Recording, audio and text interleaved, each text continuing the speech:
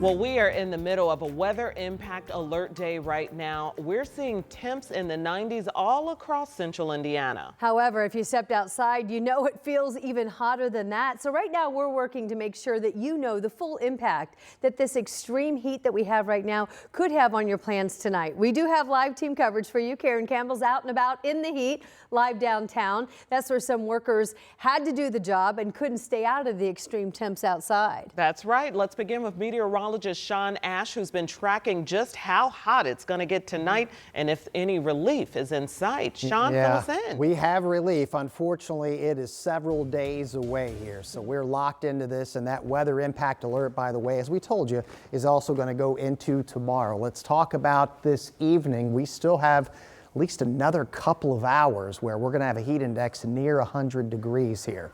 South wind 10 to 15. 93 in Indy with a dew point of 69, and temperatures all over central Indiana as hot as they've been all summer and as hot as they've been since last August here. So here you go. 95 in Muncie, 97 the current temperature in Terre Haute. The current heat index there is at 106. So everything playing out as expected.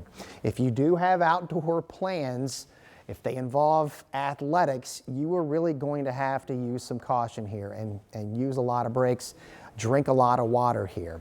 We don't have a whole lot of cloud cover. Now, we could have a stray shower or thunderstorm pop up. It's not very likely, but it is a chance as we go into early tomorrow morning. I want you to know about Wednesday. In between about noon and about 5 o'clock, heat indices again, 100 to 105. The difference tomorrow is that we are going to have to address heavy thunderstorms. I'll have that part of the forecast ahead coming up in a few minutes. All right, thanks so much, Sean. Well, we know that there are so many of you who just can't avoid being outside in this intense heat. That's right. Our Karen Campbell caught up with everyone. We're talking city workers, construction workers, lots of folks in Indianapolis today. Karen joins us live with a look at how the extreme temps that we have right now are impacting them as they earn that paycheck. Karen? Yeah, I mean, ladies, that's right. It's impacting all of us. And, you know, me and my photographer, Josh, we've been out here for about 10 minutes. And even just in the little 10 minutes that we've been here, we can feel the impacts of this heat. And you really have to feel for these construction workers who have been out here all day, you know, in their long sleeves, their pants, and their heavy hats. Of course, wearing all of this gear, working in these extreme conditions, of course, to keep them safe. Now, we know their long sleeves, they protect them against sun exposure and other things. But, you know, it was just another day on the job for these crews. The important thing is that they were taking breaks, lots of breaks throughout the day, which is needed for them to stay hydrated and find a shady area for them to cool down. Now, they are not the only ones who wear a lot of equipment working outdoors. So do IMPD officers. We spoke with one officer who was also a former SWAT officer who told us it's important to notice signs of heat-related illnesses. But I have experienced it with my own colleagues and them. You know, we wear a lot of gear, and it happens really fast to those guys. And we would suffer a lot of heat exhaustion through that, and it was easy for me to recognize when a partner was having issues. Yeah, which is why it's so important to notice signs of heat illness. And, you know, with lots of construction around the city, we really have to give it to these guys. I mean, they're working in extreme conditions, will be working all week long. They're done for the day now, but they'll be out here again in these extreme temperatures all week long. Ladies. All right, thanks so much. That's Karen Campbell reporting live outside in the heat downtown tonight. All right, good job, Karen. Get some cool. Thank you. And if you're looking for a way to cool down, you can use an ice pack or a cold washcloth on your pulse points where the blood vessels are closer to the skin surface. Columbia's Climate School recommends the pulse points that are located on your wrists, neck, elbows, feet, thighs, temples, and forehead.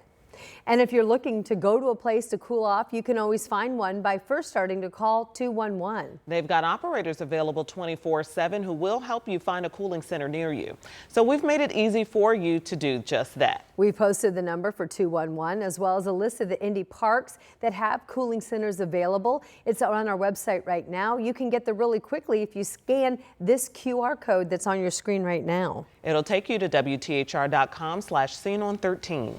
Also developing tonight here at 5, we are hearing from those who knew and now mourn the loss of a 3-year-old little boy. He was killed on the northeast side of Indianapolis. Police also say that a 22-year-old died in the shooting that went down near 75th Street and Shadeland. Our Chase Howell has been following this story since late last night and tells us the shooting happened in the parking lot of Shopping Plaza. People I spoke with say an argument happened outside of this liquor store right here before those shots were fired. The unintended victim, a 3-year-old little boy. As 3-year-old Armani Booker gets spun around in the barber chair, people are still trying to wrap their heads around how he died. As soon as I seen it on social media, I just threw my phone because I was angry.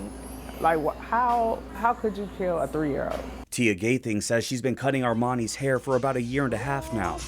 It's your birthday? This video was taken on Friday when she cut his hair for his birthday. We were just talking about his birthday. We were just like, your birthday coming up, you're gonna be a big boy now. And he was just saying yes. And then he's like, yes, Miss Tia. I said, okay. Gathing says when Armani was sitting in her chair, he'd say hi to anybody who walked by. He's interesting. He's so full of life. He's just, what can I say? He's just, he's well-behaved, well-mannered. He's just so, he's a character. He just has so much personality. Like, that's what drew me into him.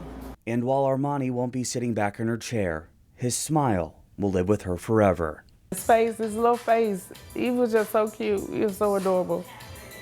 I mean, I just take all of that, his little conversations, because he would definitely speak to me what he liked, what he didn't like. He was very vocal, so that's what I would take away from it, is just like his face. I just would definitely miss his face. At this hour, police are still investigating that deadly shooting. Anyone with information is asked to call IMPD. Reporting here in Indianapolis, Chase Howell, 13 News. And breaking news tonight at 5. We are now learning that a woman who kidnapped 2 babies in Ohio before police found them at a Papa John's restaurant here in Indianapolis is now sentenced and will spend 23 years in prison. You might remember the picture of Kason Thomas. 2 women spotted him back in December of 22 and helped lead police to the woman who was accused of kidnapping him. Metro Police then arrested Nala Jackson. She initially pled not guilty to the charges, but accepted a plea deal this past February. Tonight, a Metro Police officer is out of jail while he waits to go on trial for child exploitation and child porn charges. Sergeant Richards just got out of jail about 24 hours ago. He had to turn in his guns and his passports before they would release him. The court documents in the case now reveal that police collected 5 guns from his home along with 3 passports. He now will be required to wear a GPS monitor and stay in Marion County. His next hearing is scheduled for this Thursday morning. The man accused of killing a Northwest Side restaurant owner is now scheduled to go on trial at the end of October. 38-year-old Justin Jones made his first appearance in court today where he pleaded not guilty. He's accused of killing George Nelson Sr. Nelson owned Pod Ma's Backyard Barbecue. It had recently relocated to West 26th Street and Dr. Martin Luther King Jr. Street. That's where police found Nelson Sr. shot last week. A proposal to increase the salary of Indianapolis Mayor Joe Hogsett and some other officials now is officially tabled. So it was supposed to be heard during a committee meeting starting in about 30 minutes. However, the mayor says he doesn't want a raise. Our Marion County reporter Lauren Kostick is live with how all this happened. And Lauren, so many of us just can't relate with the notion of turning down an increase in our salary. I know, and inflation not very common, but this morning the mayor released a statement saying he would veto any proposal that includes a raise for the mayor, a proposal that was on tonight's agenda but has now been pulled, according to a council spokesperson. Now that spokesperson said it was not due to the mayor's comments, but rather to allow more time for consideration and refinement. As for the proposal, it is sponsored by the council president and would give Mayor Hogsett a 31% raise. bumping up his salary from $95,000 to $125,000. And that sounds steep, but it is the first raise for Indy's mayor since 2002. But Mayor Hogsett said he's not interested, saying in that statement, "When I first ran for the office of mayor in 2015, I was well aware of the salary of the position. My consistent position remains that I will never accept a pay raise as mayor." And just about an hour ago, I also spoke to the council president over the phone, Bob Osili. He told me that they may be amending this proposal now so the mayor's raise wouldn't take effect until that new term in 2028 instead of next year. But some are still questioning why bring this up now, including a council Republican. So Ann and Felicia, coming up at 6, hear what he has to say about all this. All right. Thank you so much, Lauren Kostick. We'll look for that conversation to continue at 6. Meantime, today in sports, today happened to be cut day for the Colts ahead of the season. The team is challenged with getting the roster whittled down to just 53 players. Cut day. Never an easy day in the NFL, and some notable names were cut from the Colts today. The team released wide receivers DJ Montgomery and Laquan Treadwell, as well as cornerback Chris Lamons. Indy also waived running back Evan Hull and quarterback Jason Bean, among others. The Colts now have their initial 53-man roster set ahead of the season opener that is September 8th. Meantime, let's talk a little soccer. The Indy 11 are taking on a Major League Soccer powerhouse tonight. Indy's made it to the Final Four of what's called the U.S. Open Cup. That's where they're playing Sporting KC in Kansas City. The Indy 11 are the only minor league team to make the semifinals. The team is calling this the biggest match in Indy 11 franchise history. So we wish them well.